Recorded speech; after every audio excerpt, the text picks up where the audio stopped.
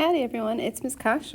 I just answered a question in class and I thought the way that I explained it was different than the way I've taught it in the past, and it might be worth everybody hearing. So if this is helpful to you, you're welcome. Otherwise, keep practicing. Okay. So the question was basically, how do I find the second angle? Well, my answer initially, or the first thing I thought was, well, second angle to what? Which angle are you talking about? So let's look at this for a second. So if I have the ambiguous case, hang on, I'm going to draw it a little differently. We often have a scenario that looks something like this. I guess, hang on, this is going to bug me. Okay. There we go, that's better. Okay, so if I have triangle A, B, then what we'll find, so in this case, if it's the ambiguous case, they would have given you angle A, they would have given you this side over here, and they would have given you this or this, okay? Keep in mind, this angle right here would be angle C1, and this one inside here would be angle C2. Typically, the very first angle that you get from your calculator is the acute angle, which is C1. And then the second angle that you would get, you know that C1 and C2 are supplements of each other, because what we see is we have this lovely little isosceles triangle, and so this angle here and this angle here will be congruent to each other, and these two add up to 180, okay? So if they have, if we're going to work this, probably what they gave you is they gave you angle A, so we know that sine A over little a, and little a would be this one opposite here, so it's either here or here. Both of those have the same length, and that length would be little a, would be equal to sine of C over, well, and then this is little c right here. Okay, and so you would do the law of sine, and you would have known, they would have given you values for big A, for little a, and little c, and then you're solving for big C. So the first thing that you find is the acute angle, like we said, so you would find that would be equal to, actually the exact value would be, it's the inverse sine of C sine of A over A.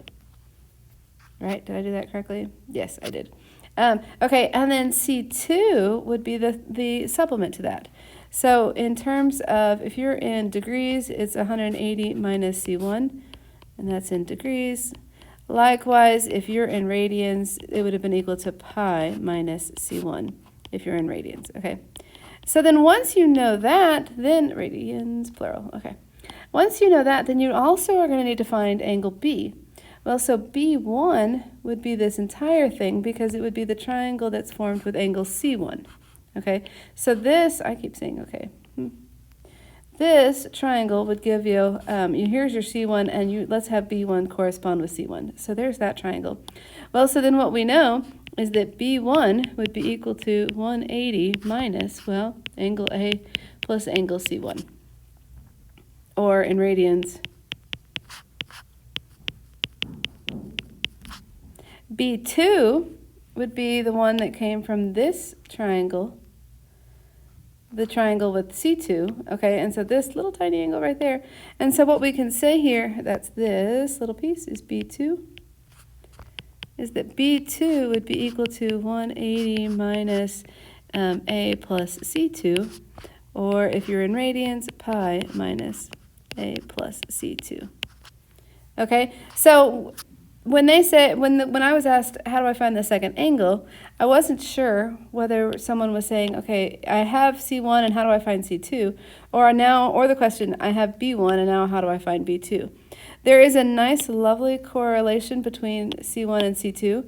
They're supplements of each other, but there's not quite such a nice, the relationship is a little bit more convoluted between B1 and B2, okay? There is a relationship, it's just not worth thinking about. I mean, we could take this right here and plug it in for C2, and then that would relate, well, and then you've got it in terms of, I don't know, whatever. Anyway, it's silly. So then we could solve them together and get a lovely equation, but I don't know why we would want to. So hope that was helpful. Keep practicing.